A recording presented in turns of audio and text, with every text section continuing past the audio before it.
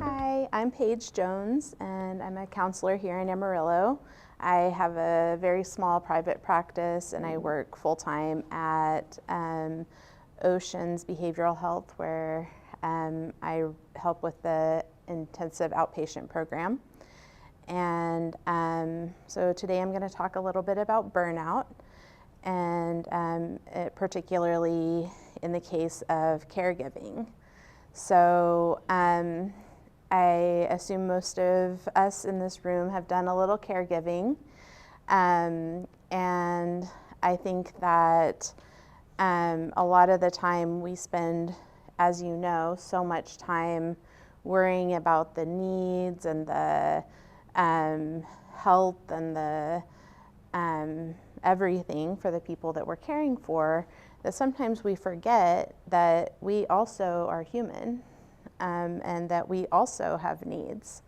And so I think that it's really good to take a couple minutes, and in this case an hour, to talk about how to care for ourselves as caregivers. So I think the first thing that is really important is to start by finding some time, and I recognize all of you guys in your heads are like, what time? But even if it's 2 minutes at night, 5 minutes in the morning, while you're going to the bathroom, whatever, to start daily kind of taking a personal inventory of how your body feels, how your what your needs are. Is your neck pretty tight there? Oh, maybe I'm thirsty. I hadn't noticed I'm thirsty for the last 3 hours. Brought my handy dandy water bottle, and I kind of carry it around to make sure to water myself just like I water my plants, and hopefully I do a better job keeping myself nourished than I do my plants, because I haven't had very good luck with that. But the other thing is, I really think sometimes we're so focused on making sure that those that we're caregiving have hope and interests and are getting out in the world and stuff, that we actually don't get out in the world, and we don't do anything for ourselves. And finding something, if it's art, if it's yoga, if it's rodeos, if it's whatever, I think it's really important to find something that really interests you and that is just yours, so that it's not related to the task of caregiving. And I think that really does help to refresh our minds, to restore our minds. I think sometimes when we're thinking about it, it feels like I'm too exhausted to do literally anything else. And while I'll talk about sleep in a little bit, sleep is not the only thing that restores us. We also get restoration from engaging in things that bring us joy, from engaging in life and our interests, and the things that I really like the term, I heard it in a random webinar this week, that light us up. And so I think if you can kind of think about what are the things that you could just talk about for 10 hours because you're so interested, getting engaged in things related to that can be really helpful. And, I love my job. I'm a counselor, and I love working with people. I love seeing those moments where transformation happens. I love when the kids in the adolescent group have a moment where they're like, oh, those light bulb moments. But I also need things outside of work to be interested in. I think that finding connection is really important. Whether that's through a church or a community or a book club. Maybe it's a basketball team that you go and you play with once a month even, or something like that. Finding a community can also be helpful. Even if you're choosing not to share everything that's going on, I think having a community is really important to preventing burnout. I probably should have started with what the definition of burnout is. But when we're burned out, we have a lot of compassion fatigue, which means that we start to lose some of that compassion that we have for, maybe the world, maybe even the person we're caregiving. Irritation and anger tends to come up, exhaustion, and a lot of the time what we would call dissociation. And so dissociation is when we're just like checked out of our emotions, checked out of our bodies, and we're just not even aware of what we're feeling or what is going on. Sometimes people even stop feeling a lot of pain because they're so checked out of their own bodies and stuff. So I think that's really important to remember. I'll give 2 recommendations on some books / videos kind of thing. Amarillo Nagoski wrote a wonderful book called Burnout. It's not particular to caregiving, so it can relate to work or to life in general. It can relate to having too much trauma happen in your life. It can relate to systemic things that are happening around us just being too much for us. And so the book is called just Burnout. And again, the name is Amarillo Nagoski. And she actually wrote it with her sister, Emily Nagoski.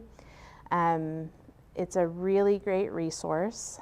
And the second book that I would recommend, and I also think her Instagram and her Facebook and stuff are really good, is Kristen Neff, that wrote a book called Self-Compassion. And particular to women, she wrote a book called Radical Self-Compassion. And I know that doesn't sound like it necessarily relates to caregiving or burnout, but I think one thing that tends to happen is we get really hard on ourselves in these circumstances. Ugh, why did I not remember XYZ? Ugh, I'm so dumb. Why did I do that? Ugh, I can't remember to do anything. And we start talking to ourselves like we would never talk to another human. And we start beating ourselves up, which only contributes to that cycle. So I think those are 2 readily accessible resources that are really fantastic. And I highly recommend both. So I also think in the strain of connection, sometimes we couldn't talk to another person if you paid us $1 million, because we're just so tired of humans. Maybe you've been going to lots of appointments, seeing lots of providers, maybe, lots of nurses and doctors and phone calls and advocating and all of that. And maybe what you need is to check in with an animal. If you're already caregiving, sometimes it is hard to raise an animal. They can be exhausting. They can also be wonderful. I have 2 dogs, and they're amazing, but they're also, wear me out. 2 nights ago, my girl dog whined literally all night for no reason, and so, I lost a lot of sleep on that. But they do bring me joy. They get me moving. They get me out of my home whenever I would normally start to cocoon, especially this time of year as we creep closer to colder days. We kind of want to cocoon at our house and stay in a warm, cozy blanket. Also fine, but sometimes getting out, getting a little sun, getting that vitamin D, that can be really wonderful for healing and restoring our souls whenever we've been really worn out. And especially if you're caregiving a relative or a spouse or something like that, sometimes it feels like that will never end, and it's going to be your job that's not a paid job for the rest of your life. And it can feel a little overwhelming sometimes. And so having that connection with the outer world can be really amazing. I'm going to show you a quick little trick that this is actually from the book Burnout. She talks a little bit about what we call completing the stress cycle. When we were, hunter-gatherers and stuff, we might have had a saber-toothed tiger, for example, chase us down. And when that happens, and let's say we escape, thankfully, right? Then our body, calms down from running. It starts to calm, and we feel that sigh that happens. I made it out. But lots of our stress now is not physical. Our stress is happening in here instead. It's happening inside our head. And it has to do with too much emotional burden and stuff like that. So it's really important to do something physical to complete that stress cycle. And you'll feel it happen. I brought my handy dandy punching pillow is what I call it. It's really a yoga pillow, but to kind of demonstrate. And, you can use anything. You can use the arm of a chair. You can, and really the something physical could be a walk or something like that. It doesn't have to be what I'm going to do right here.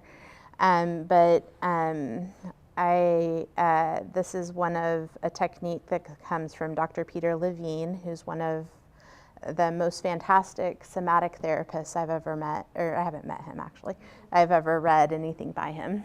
And he talks about what's called micro movements, where we do a physical movement, but we slow it down. And so what happens is it's kind of like when you eat and people say slow down eating, so your head knows that you're full because it takes a while for your stomach to tell your head. The movements sometimes can be like that too.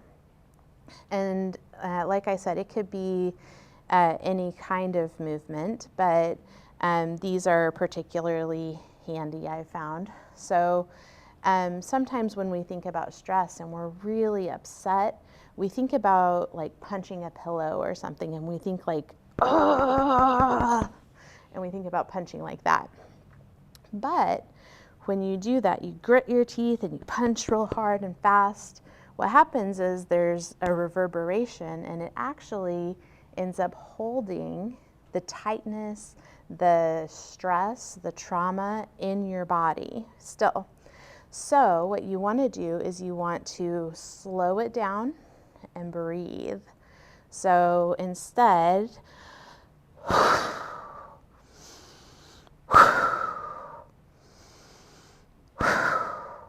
you don't have to be strong or anything like that, but I'm sure you guys could feel the difference even just in my demonstration. You guys didn't even do it. I'm sure you could feel the difference between those two. And, you can do karate chops. You can kick it. I won't stand up and do that, but same thing. You want to slow it down, go firm, but slow. And then there's two other little techniques that I'll show you, and they kind of do look a little silly, but it does not. I am very hard to embarrass, so but I won't make you guys do it with me, okay? So the first one Dr. Levine calls the wolf howl, and you don't actually make a ton of noise. So you could do this in an office, or if you go to the bathroom and just hide yourself out for a little bit. And so what you do is you tilt your head back so your throat is open.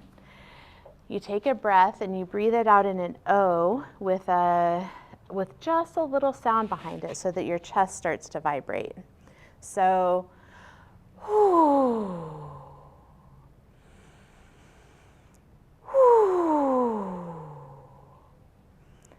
And there's a certain release that comes with that. The next one looks even sillier, but like I said, I don't mind. What you do is, he calls it the angry badger. A lot of the time we hold tension here in our jaw, right? Stress, and we start to grit our teeth. We start to feel a little anger. And that's always my first clue that I'm angry. Even before I emotionally realize it, is this little muscle here in my jaw starts to feel tight. So his solution for this is to go kind of like this, and be careful not to click your teeth together, but you go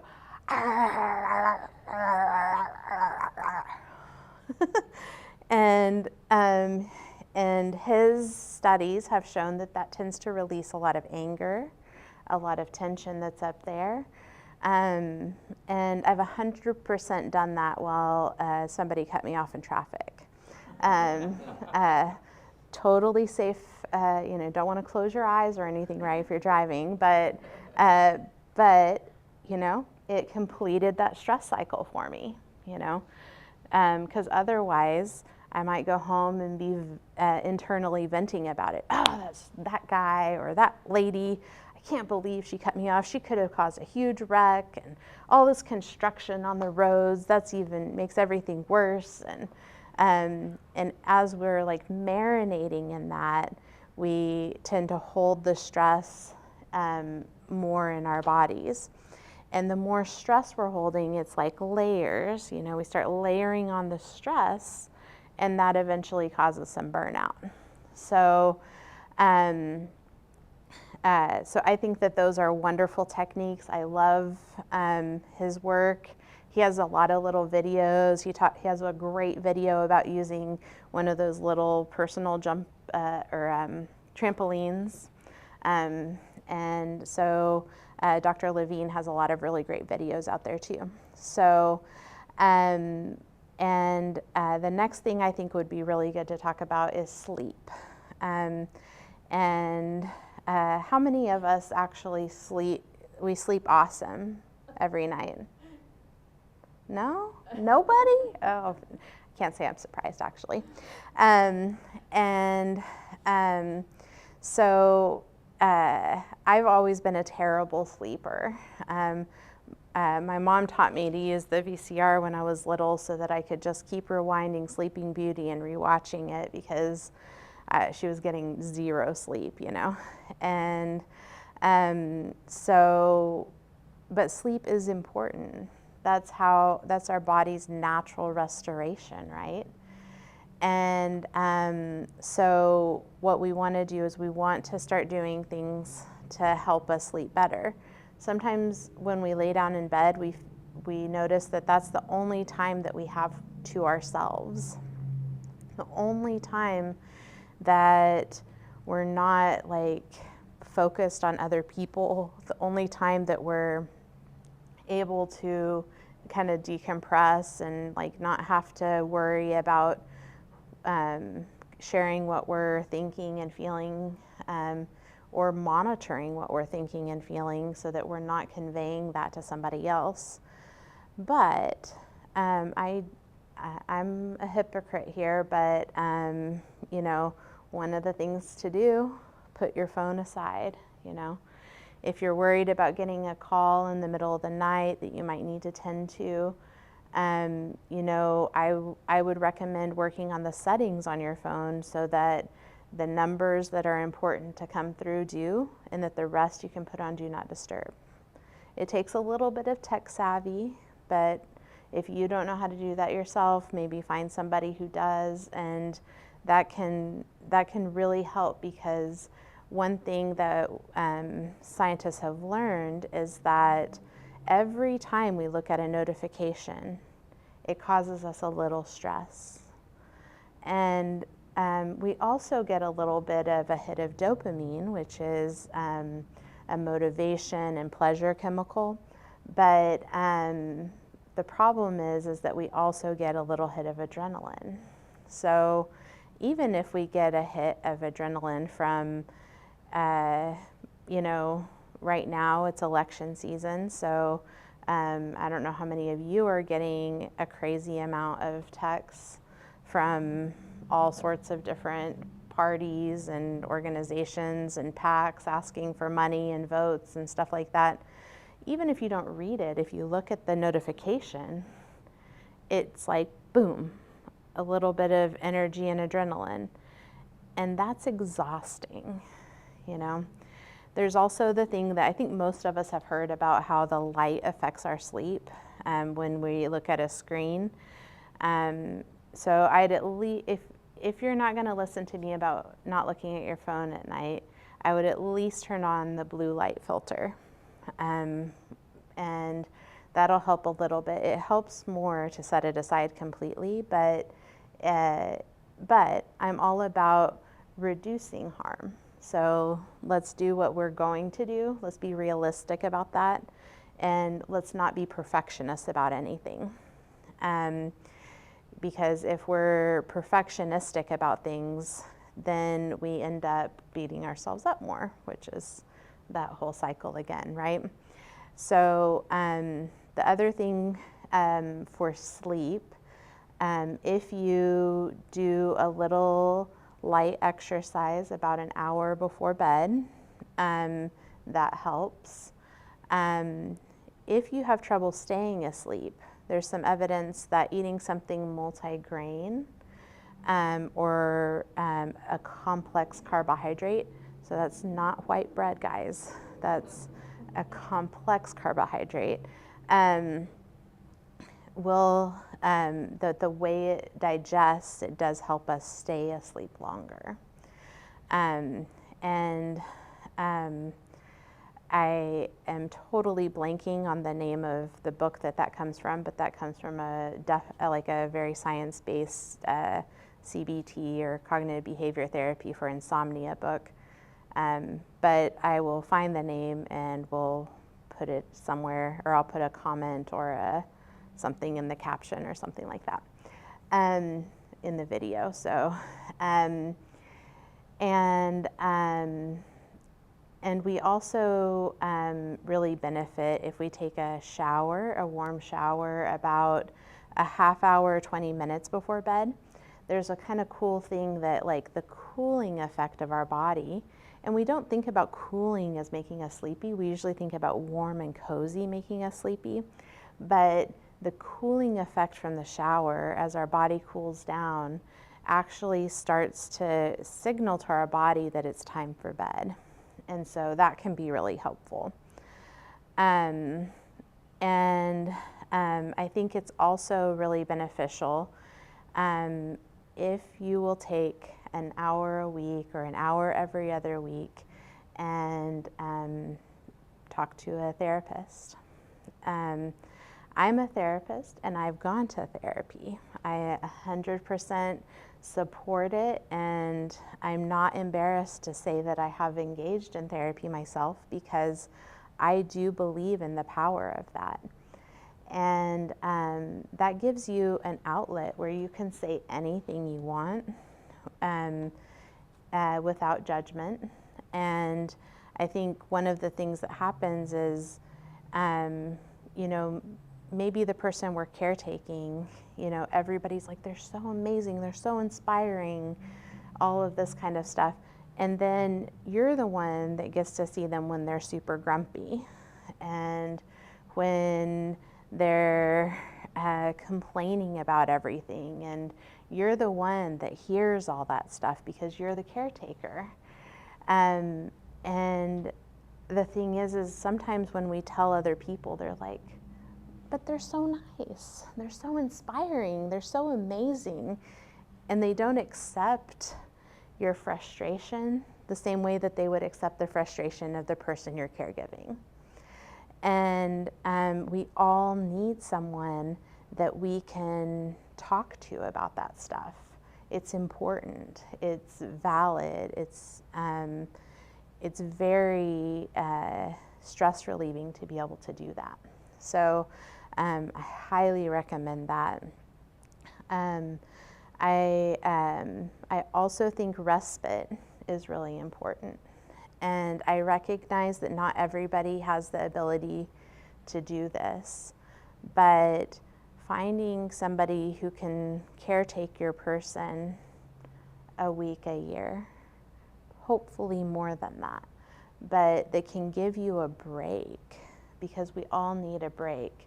And I know sometimes if it's our child or a husband or a parent or a wife, it can feel like this doesn't seem very nice to want to break from them. I don't really care about nice. I care about your ability to continue doing what you're doing. And it's necessary to have a break. And so there are various programs out there depending on the conditions and the age and the, a whole bunch of different things. I can't even name all of them, but that's something that maybe if you can talk to a social worker or your own counselor, or you can give me a call and I'll brainstorm with you, because that's the kind of human I am. And they can help you find some program potentially that will help give respite. I've worked with people who have adult children who are cognitively low functioning, and there used to be a camp up in, I think it was like Dumas or Pampa or something like that, for 2 weeks a year that they'd go and they'd do activities with the caregivees, and it would just give those caregivers a break for 2 weeks a year, and that person still had a good time, I think that I don't know that camp still exists, because I know that person who was running it was feeling a little burnt out. But I hope that those kinds of things continue and that we find different places for that. And then also, maybe it looks like hiring somebody to come in. I know we all feel strapped on money, but maybe if that can be part of the, vacation expense that we just build into our budget, or maybe another family member or somebody. My grandmother lived with my mom right after my grandpa died, and she was having dementia. And one of the things that they arranged was for her sisters to come in, and when my mom was on vacation, her sisters would kind of take over. And so that gave my mom the chance to have some time off, because as much as she loved her mom and as much as she enjoyed that time and treasures it now that she's gone, we need a break sometimes. And we got to be realistic about that. Another thing that I'll say is getting the fuel that we need. And I can be a hypocrite about this. I was actually just talking to one of my coworkers about how I went and got some labs, and I was like, oh, maybe I need to lay off the Dr. Pepper a little here, But as we need good fuel, water, of course, but good nutrition too, right? And sometimes we're so worried about making sure that person has their meds and their correct nutrition and all of that, we don't even tend to ourselves. And I'm not saying that we need to spend 3 hours a night cooking or anything like that, but we can potentially take 5 more minutes to brainstorm, okay, well, if I'm going to eat at this restaurant, what would be the best option nutritionally? And that's not always what we want, but sometimes what we need is to nourish ourselves differently. And like I said, I can be as bad as the next person because I do like me some Dr. Pepper, but cutting back on those things can be really helpful too. And the healthier we are, the better we can actually care for other people. And I think that's one thing people forget. They think, well, it's selfish of me to spend more time or effort doing things for myself. But, it's like that old adage, you can't pour from an empty cup, but you also can't continue to caretake if you end up hospitalized yourself. And so it's really important to, do things that keep you healthy, to keep you invigorated and happy, and all of those things. I feel like I've talked quite a bit, and I just want to make sure that nobody has any questions or comments. If you want to challenge me on something, no problem. It won't offend me. So I just wanted to check before I talk any more if anybody has anything for me. No? Okay. Just checking. So another thing is to look for, other outlets for the person you're caregiving, I think can be really good to help prevent you from burning out. So like I said, usually we get the frustration and the anger and stuff like that. If we can get one other person, or maybe we talk that person into writing it down and journaling, or maybe we talk them into venting on TikTok, instead of venting to us all the time, depending on how concerning their events are, maybe TikTok, maybe not. But it kind of takes some of that burden away, and if they can have at least one other place that they can do that, maybe we get them with a counselor of their own, maybe that looks like, if it's hard to get them to appointments and stuff like that, there's a lot of online therapy now. And I know I'm emphasizing therapy, but I am a therapist, so, can't blame me on that. And I think that it's really important to make sure that you're not that person's only person all the time, because sometimes it can feel like, wow, that's something I can really treasure. that they trust me that much and stuff. Everybody needs, like, I call it like a spider web of support, you know, to where they're not just hanging by the one string, you know, it's kind of strung to a lot of different places, and that helps make us stronger. It helps make them stronger, more resilient, and I think that can be really helpful. So those were the main things I had. If there's any other questions or anything like that, you're more than welcome to check in with me.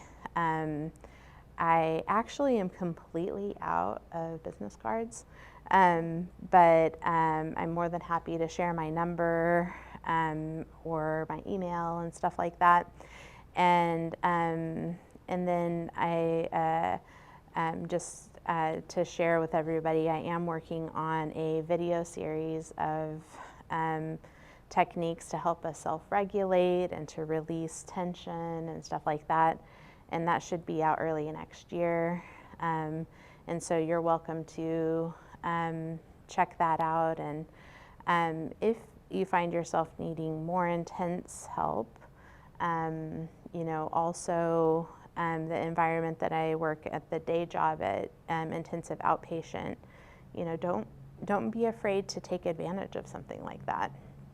If you find yourself feeling like suicidal or anything like that, don't be afraid to look at an inpatient environment either, because you know, like I've said, we don't do any good to other people if we ourselves are completely non-functional. So, so I really encourage people to remember that. And it can be scary to go to therapy. It can be scary to walk into a yoga class the first time. It can be scary to go into an inpatient environment.